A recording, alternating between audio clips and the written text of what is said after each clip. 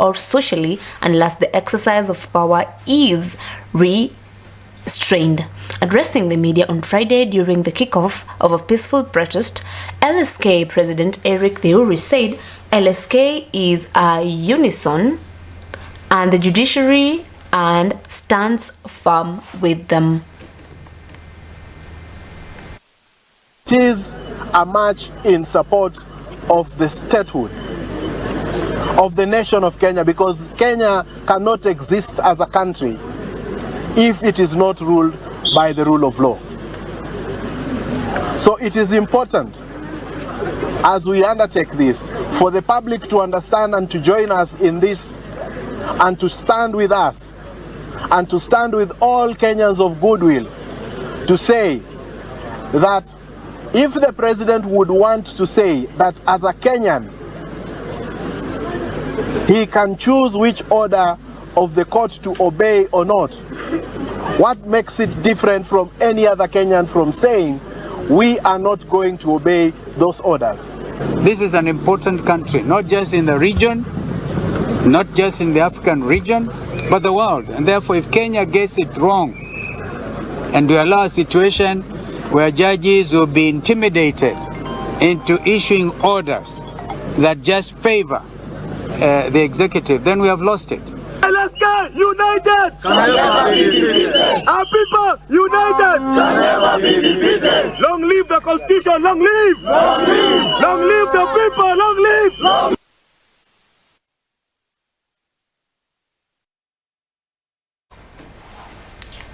President William Ruto on Thursday morning met 120 members of the County Assembly elected under the Jubilee Party at State House, Nakuru. The president called on leaders from across the political divide to set aside differences and work together to advance the country's development agenda. He further noted that Kenyans have abandoned tribal politics in favor of ideas and plans that will transform their lives. President William Ruto assured the MCAs that the Kenya Kwanza government supports a bill seeking to make country assemblies autonomous and enhance their independence.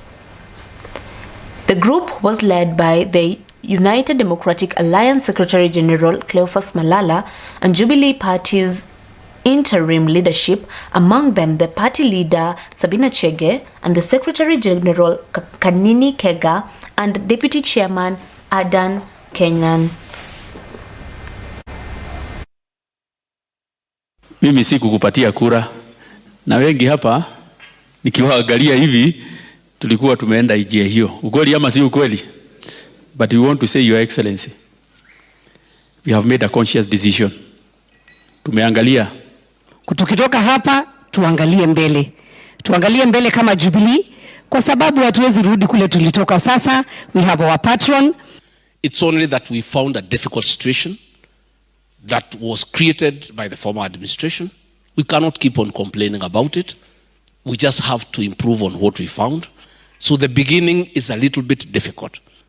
I hear many people say, oh, kuna shida mingi, kuna problem nyingi. The only problem we have in Kenya ni madeni.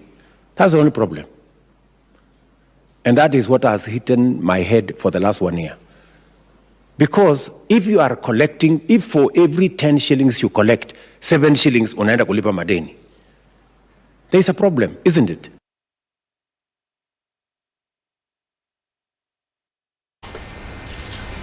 Chief Justice Martha Koome has affirmed that she will not accept the judiciary being interfered with without any evidence. CJ Koome added that GSC is ready to fight corruption cases against any judge who is found guilty of corruption. Appearing to respond to President William Ruto's comment, Martha Koome has urged Kenyans to defend the Constitution, adding that no one is above the Constitution and that mere statements without evidence has no basis, and that the judiciary can and will save the strayed in any statement. We are ready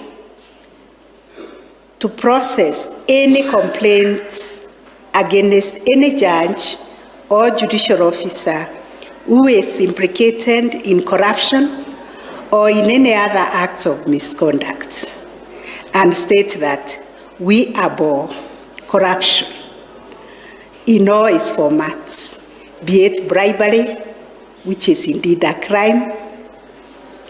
However, such complaints must be launched and processed in the manner prescribed by the Constitution. Days are gone when officers were hounded, judges, judicial officers were hounded out of office through name calling and naming and shaming. The Judicial Service Commission, which is the body mandated by the Constitution to deal with matters of complaints, will only act on the basis of evidence and not on blanket statements or allegations that have not been substantiated. Doing otherwise will mean that we will be overthrowing the Constitution.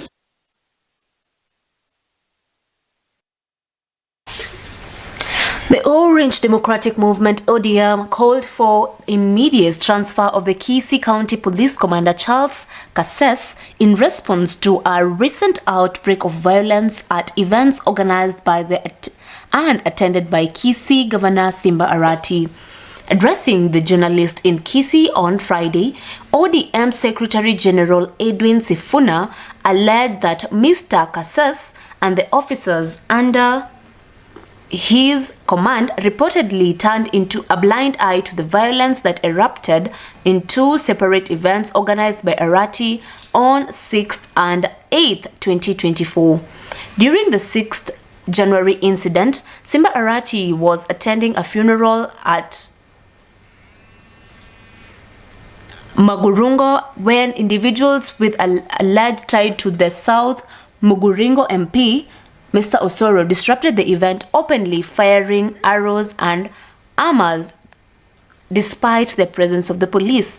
Just 2 days later, Ms. Arati was distributing bursary from Nyambakene, South Mugirango, when armed individuals disrupted the event.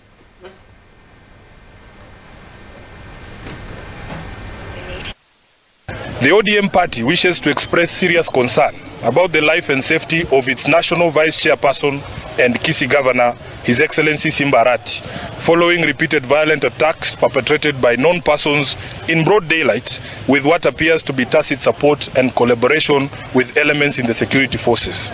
All these incidents have been reported to the police and widely captured by both mainstream and social media, but we wish to lay them out here for the purposes of a record. On 6 January 2023, Honorable Arati was attending the funeral of the father to Paul Okombo Ayema, the MCA for Boikanga Ward in South Mugirango constituency, when the area MP, Honorable Silvana Sosoro, unleashed violence with his goons shooting arrows at mourners in the full glare of the police. Governor Arati, who was the target of this attack, was safely evacuated by his security team. The incident was reported at Nyamarambe police station, and to this date, no one of the known culprits has been brought to book.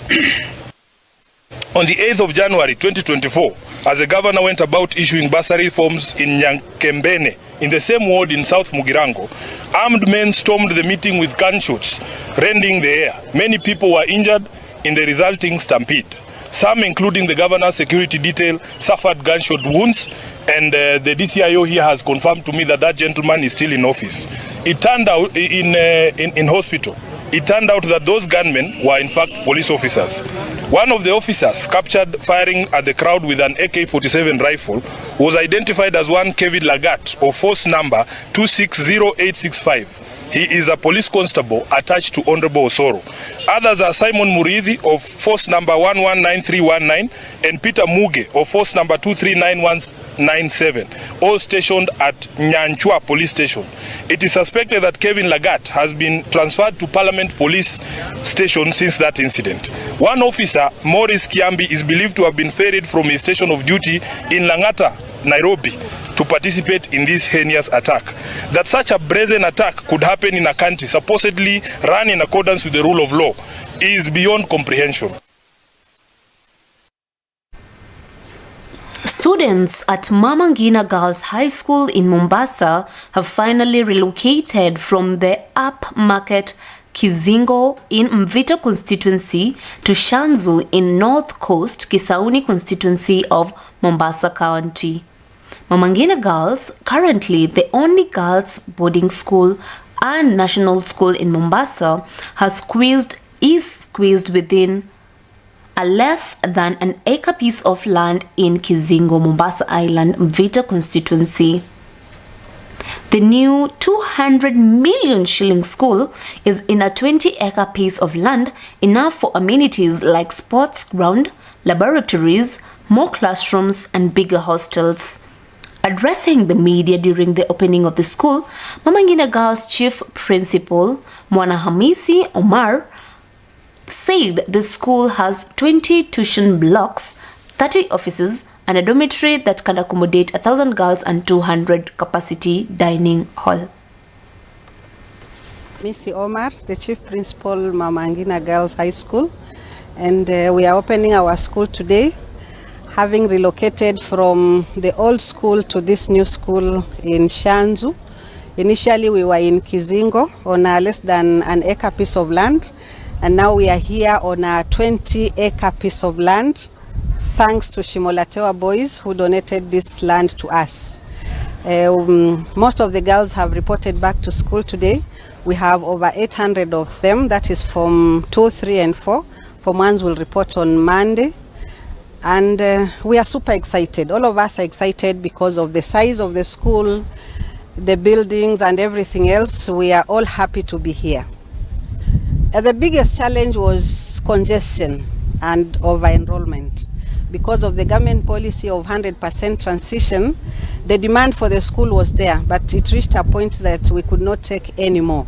And you see that was not good because every girl or every boy has to go to school. But now this is not the case here because we have a spacious place. This year we'll be admitting about 300 Form 1s come next Monday. Yeah, because we are now 5 streams which are over-enrolled actually. It's supposed to be about 6 streams, but because of the number of classrooms that we have, we usually take them as 5 streams. But the population is well beyond 5 streams. Yeah, what I can say is that being a new school, we have all the basics because we have a tuition block comprising of over 20 classrooms, about 30 offices, the laboratories, everything else that is needed for learning is in place.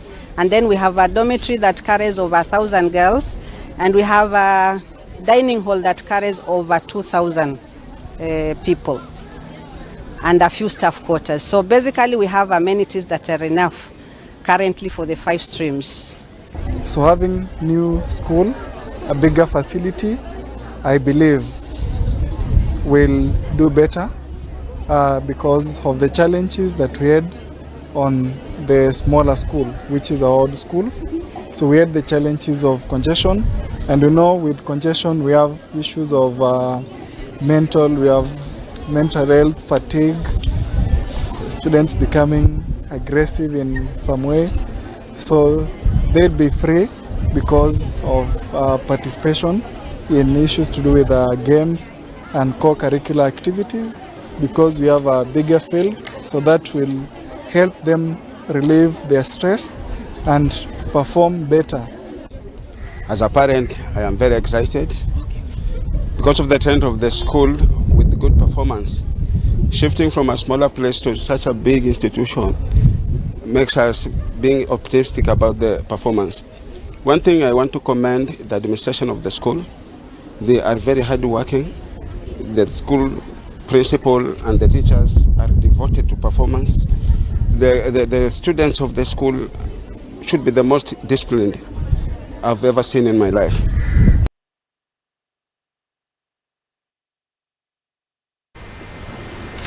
Students Students joining Form 1 in day schools within Kiharu constituency are set to have their school fees subsidized, and others will enjoy a full scholarship complete with free uniform. This comes as the area MP, Ndindi Nyoro, launched an ambitious program under the National Government Constituency Development Fund. The initiative aims at enhancing access to education and improving transition to secondary schools.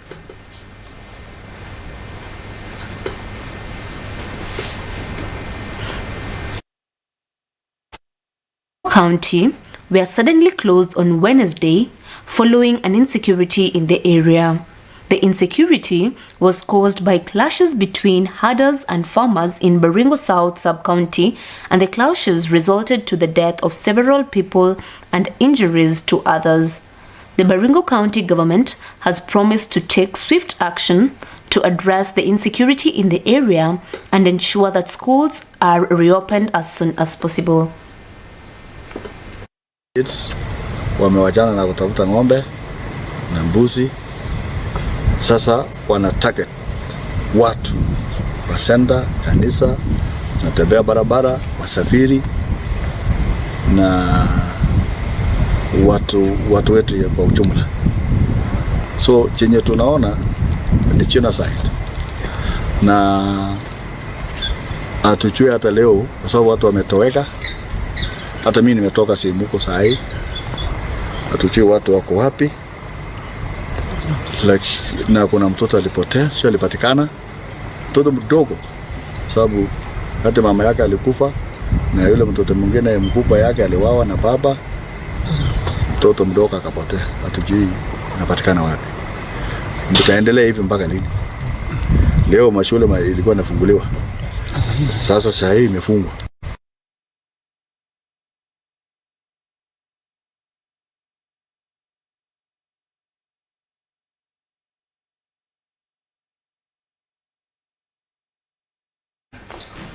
That is all we had for you, our viewers. Thank you for joining us here at Science TV Roundup. Please join us later for the 7 p.m. news. Please follow us on all our social media platforms, on Facebook, on Instagram, on Twitter, and on other platforms. I have been your host, ELVIS ODHIAMBO, and my sign language interpreter has been Esther Kindi. Please enjoy your weekend and have a good evening.